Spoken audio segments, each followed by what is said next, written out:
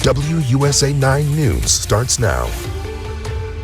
And we begin WUSA 9 News at 11 with a story you'll only see here. A Prince George's County family is desperate for answers. Their teenage daughter is missing tonight. Yeah, police tell us Jemiah Doherty was last seen the night of April 4th near Arena Road in Suitland. Her family says this is completely out of character and they are pleading for her safe return.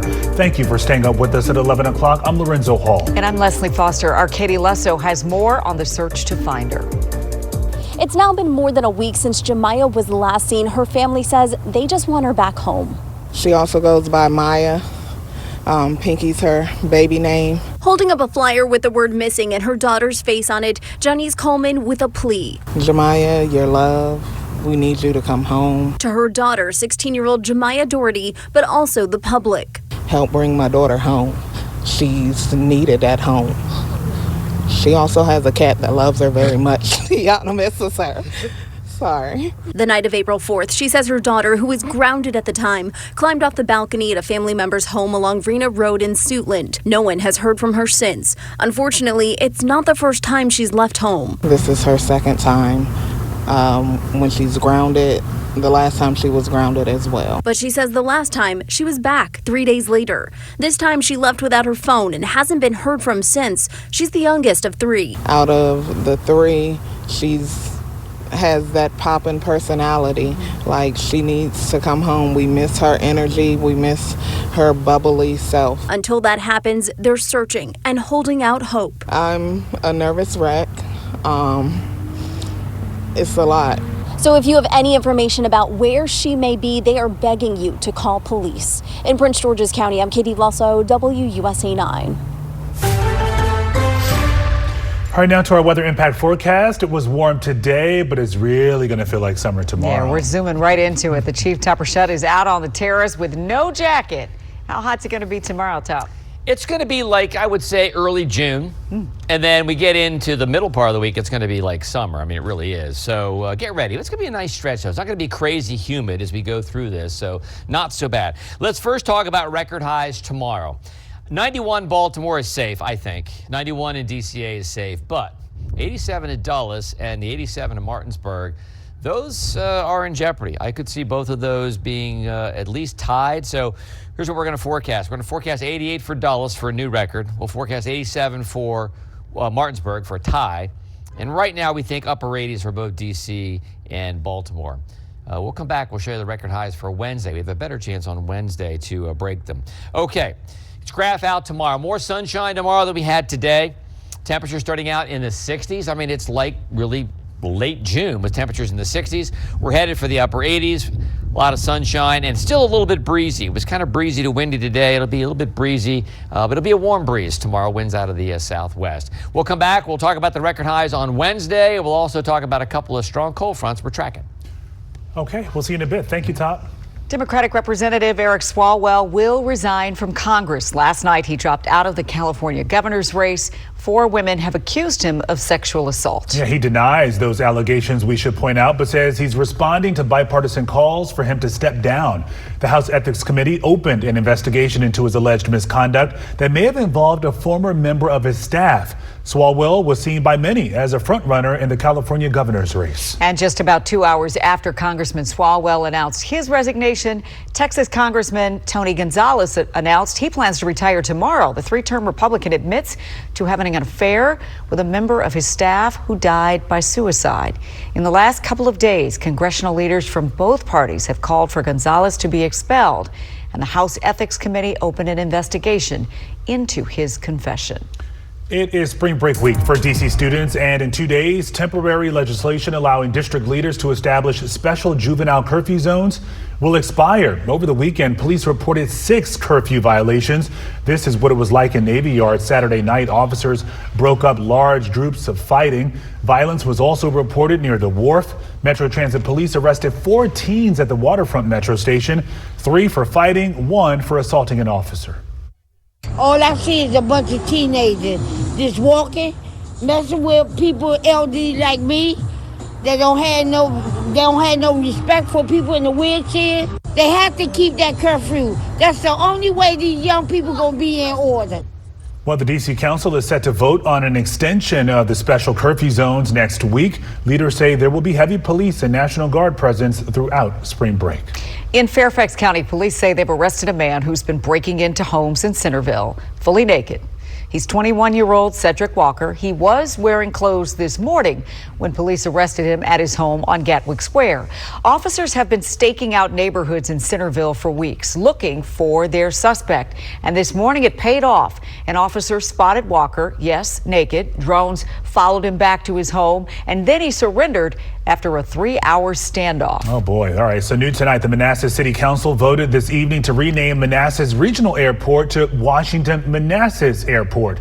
The vote was pushed back from March, so neighbors have more time to share their thoughts on this. Supporters hope rebranding the airport will attract commercial airlines. Now to Charles County, Maryland, where a grand jury has indicted Dayton Weber on charges of first-degree murder. Weber is a champion cornhole player, and he is also a quadruple amputee. Charles County investigators say he shot and killed his friend Bradrick Wells last month during some kind of argument in Weber's vehicle. Defense attorneys say it was self-defense. Prosecutors are not buying that. This was something that was not planned, something that was not premeditated, and this is something that was a person in fear that did not know how to handle a situation where there's such a traumatic event. But this is a self-defense case. It's always been a self-defense case. Based on the investigation that we've seen and from the witnesses' statements and everything, we see no evidence of self-defense. We'll be watching this case closely. No date has been set yet for this trial. Well, tonight there are now concerns about jet fuel polluting the Potomac River. We just learned about a series of jet fuel leaks at Joint Base Andrews between January and March. A total of roughly 32,000 gallons of this highly toxic fuel. The state of Maryland says Joint Base Andrews captured only 10,000 gallons, and some of the rest of it made its way to Piscataway Creek, which flows into the Potomac. Maryland says there is no threat to drinking water right now since intake pipes are upstream, but the state is investigating the environmental impact and demanding answers from Joint Base Andrews. Maryland says the leaks originated at a refueling system. Stay up with us on WUSA 9 News at 11. A war of words between two powerful men turns personal. President Trump and Pope Leo both doubling down tonight. What happens next? A big night at the WNBA draft. The Mystics reload with 3 first-round picks. Who's on next year's roster? Plus, the local stars in the spotlight. It's art with a message, how 88 squares are telling personal stories in a new exhibit for trans kids. Thanks for staying up with us on this Monday night. Yeah, we'll see you right back here in 60 seconds. The growing war of words between President Trump and Pope Leo is heating up tonight. The Pope is sharply criticizing the war in Iran, calling the president's rhetoric unacceptable. President Trump is firing back, saying the Pope should stay out of politics and is calling him wrong and weak on foreign policy. This all comes after a 60 Minutes interview with 3 influential American cardinals. They echoed Pope Leo's recent criticisms of the president's war in Iran and his policy of mass deportation. Is this a just war? No. Under Catholic teaching, this is not a just war. Catholic faith teaches us there are certain prerequisites for a just war. You can't go for a variety of different aims. You have to have a focused aim, which is to restore justice and restore peace. That's it. Well, after widespread backlash, including from Christian conservatives, the president is refusing to apologize to the Pope. Work to build a new ballroom on the east wing of the White House can continue at least until Friday. An appeals court judge sent that case back to a lower court to take another look at the project. The White House argues the ballroom is needed for security and safety. Opponents claim the administration didn't go through the proper approval and funding process. There is no word yet on what impact this delay has had on the president's ultimate construction deadline. Well, look who's back. It's the chief.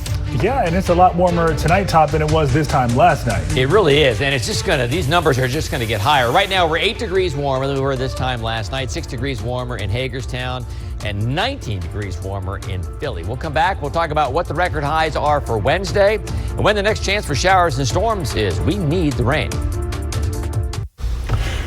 All right, so the first night of the WNBA draft wrapped up a few hours ago, and the Washington Mystics added several rookies to the roster. Plus, for the very first time, a DMV native was the #1 pick. Randy Hildreth has the highlights from Capital One Arena.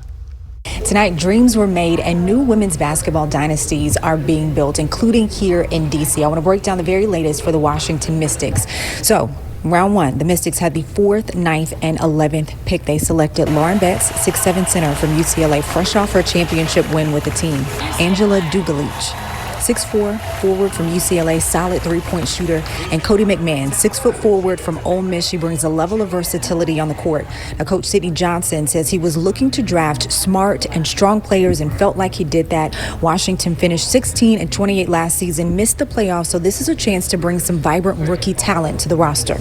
We can maybe possibly do some different things defensively. Sometimes we had to be a little bit more conservative and measured. Can we take some chances? Can we take some risks? We're not the aces, but we've got some good players, some good young players, and we're trying to add to that core. The word that keeps coming to mind is ascending, it's just like we're growing and we're learning. And so the strategy was to identify really good players who kind of fit that mold of like good, young, hungry. As for our local legend, St. John's College High School alum AZ Fudd is this year's first overall draft pick and will head to Dallas as expected. In interviews tonight, she called the moment surreal. Now, she's the 7th UConn player selected first overall. No other school has had more than 2. Another name we heard tonight, Sidwell Friends alum Kiki Rice. She's headed to the Toronto Tempo, an expansion team, Canada's first WNBA team. Rice also on that winning national championship team at UCLA. The Mystics also announcing tonight the return of center Shakira Austin to a multi-year deal. Reporting tonight, Randy Hildreth, WUSA 9. WUSA 9 Weather Impact is sponsored by Morgan & Morgan. Probably going to get a taste of summer around here. Nice. We are. Took long enough. Yeah. Yeah, we've had a couple of days in the 80s, but I think Wednesday will be the hottest day so far. Yeah. This year. Like 90s. Sunscreen. That's what we're talking about. That's what we're Pure talking about. summer. What's that? Sunscreen. Sunscreen, please. Yeah. We're going to be preaching that now for the next 6 months.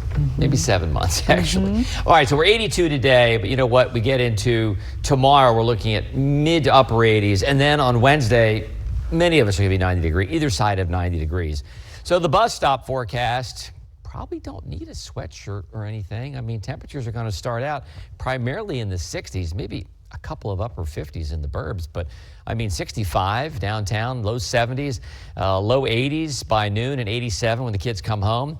Much more sunshine tomorrow than we had today. Still a little bit breezy though across the board, but all in all, it's a pretty nice Tuesday. It really is. And some kids are out. I think DC is out of school this week. All right, our big warm up, weather impact. So we'll talk about Tuesday, Wednesday, Thursday. Highs 85 to 91. It's going to be windy to breezy at times, but it's a warm southwest wind. Some record highs will occur. What do you need? Shades, sunscreen, yes. And check out the app. We have a couple showers in the forecast on Friday and a much better chance on Sunday. Download it now, get familiar with it, and let us push you notifications. All right, these are the highs on Wednesday. 89 D.C., 88 Baltimore, 87 Dulles, and 90 in Martinsburg. Notice Dulles is back in 1967, hasn't been around as long as other folks. Everybody else set back in 1941. These are the records I think are really in jeopardy. We're going to go 90 in D.C., 91 in Baltimore, 91 at Dulles should shatter the old record, and Martinsburg going to be close. Some clouds are going to come in the afternoon. Right now we'll say 89, but you could tie it at 90 degrees. So that's probably our best day of both Dulles and National having a record. All right, tomorrow morning, 9 o'clock. Southwest winds, temperatures in the 60s, all right. By 1 o'clock, it's 85 degrees. It's not crazy humid yet, which is kind of nice. When spring heats up like this, it doesn't usually come with much humidity, which is sort of nice. By 6 p.m., we're 88, 83 in Hagerstown, 86 in Martinsburg. And again, southwest winds. Yes, a couple of showers are possible across the divide, but that is it. And then we get into tomorrow night. So this time tomorrow night, it's like August. It's 79 degrees at 10 o'clock. Our average high is 67. So that's 12 degrees higher than the climatological high at 10 o'clock at night. That's kind of crazy. By 6 a.m., back in the low to mid 60s on Wednesday. We really heat up quickly on Wednesday. I mean, by lunchtime, we're well into the 80s. 85, Hagerstown, 86, Martinsburg. And by 5:30, I'm not sold on this 92 for D.C., but I like the 89 or 90. In Frederick, in Gaithersburg, in Dulles, Leesburg, Manassas, Fredericksburg 91. I like that too as well. course, when you're by the water now, it stays a little bit cooler. It's warmer in the winter and cooler in the summer and spring. By 10:30 on Wednesday night, we're still in the low to mid 70s pretty much across the board. And Thursday morning, we also start out just a few clouds, but mild again. Kids just do not need a sweatshirt. Mid 60s pretty much across the board. So we graph out tomorrow. Notice we start in the 60s, so we're starting essentially where our average high is for this time of year. Go up to the upper 80s. A little more sunshine. There's our wind, south-southwest at 13, 15 miles per hour, so a little bit breezy. Not quite as windy as it was today. Now, we need the rain. I mean, most of us are in, right now, a moderate drought. You go south of Fredericksburg, back towards Charlottesville, over toward the Northern Neck. It's a severe drought. And I wish we had more chances for rain. We don't have a lot. So running forecast, you might want to run before work. I mean, you can run after work. It's going to be 88 degrees at 5 o'clock, but again, not crazy humid. So upper 80s tomorrow, 90 on Wednesday, 89 on Thursday, partly cloudy across the board, and pretty much breezy across the board too. We have a couple of showers possible on Friday. Nats back in town against the Giants. And then we have a break on Saturday. Temps go back up to the mid-80s. Then a pretty strong cold front comes through. We got temperatures in the 70s on Sunday with showers and storms, and we'll watch those. Some of those could be hefty. And then much, much cooler next Monday. Highs only in the 60s, which means lows in the 40s downtown and 30s again in the burbs. We'll be right back after this.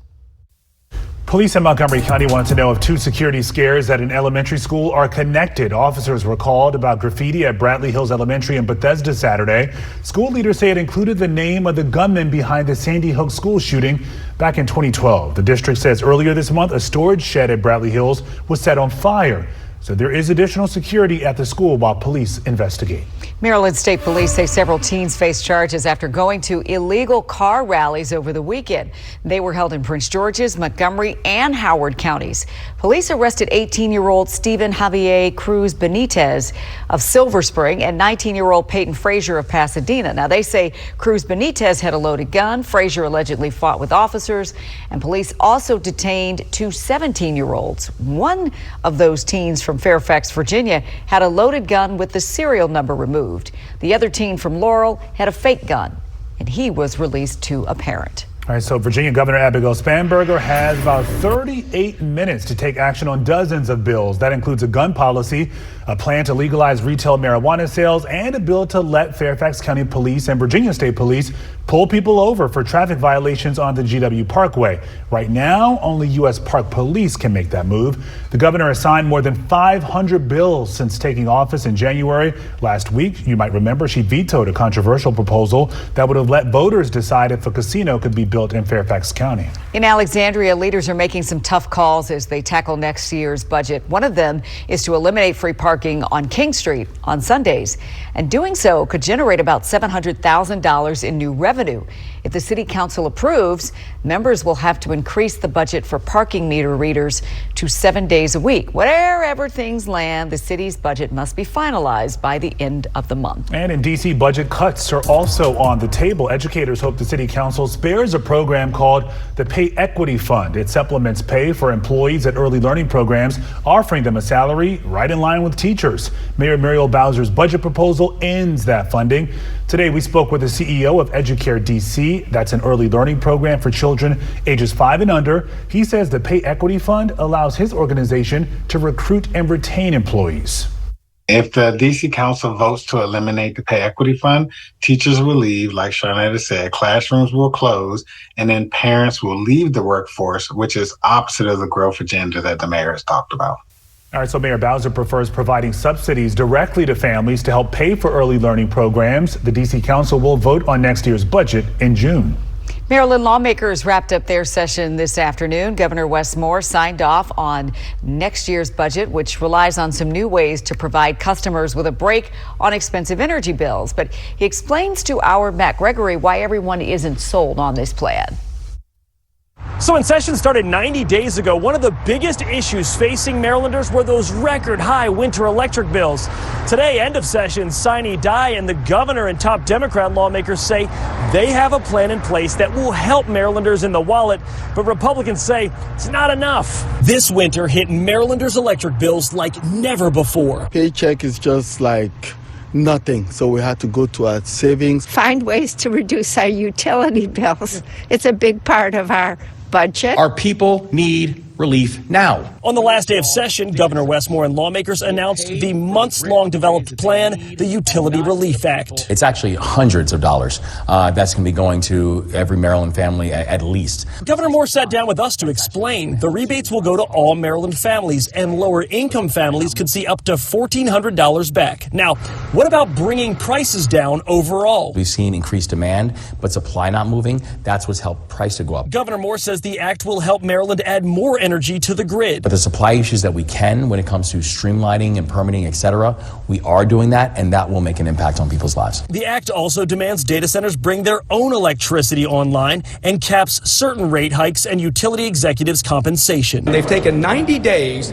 to push through a policy that does very little for ratepayers. Maryland's Republican leaders not impressed. They pointed out the average relief comes out to $12.50 per month for the average Maryland family. And will this bill add any real generation to the grid or available for Maryland businesses, Maryland residents? No. Delegate Jason Buckle has a wager for next year. Guess what? I bet you money your electric bill is going to be more every month next January than what it was this January. Now, in response to the Utility Relief Act, Pepco and BG&E sent out a joint statement saying there are portions of this act they believe will help customers and will help to add energy to the grid, but they also caution that some of the regulatory restrictions may have unintended consequences for ratepayers down the line. In Annapolis, I'm Matt Gregory, WUSA 9. Now, Matt and Governor Moore talked about a number of issues tackled in the legislative session and the impacts on everybody who lives in Maryland. You can watch their full conversation on the WUSA 9 channel on YouTube. All right, so just ahead tonight, it's a quilt that speaks volumes. 88 squares telling 88 stories. The one big message behind it all, next in the Nightcap.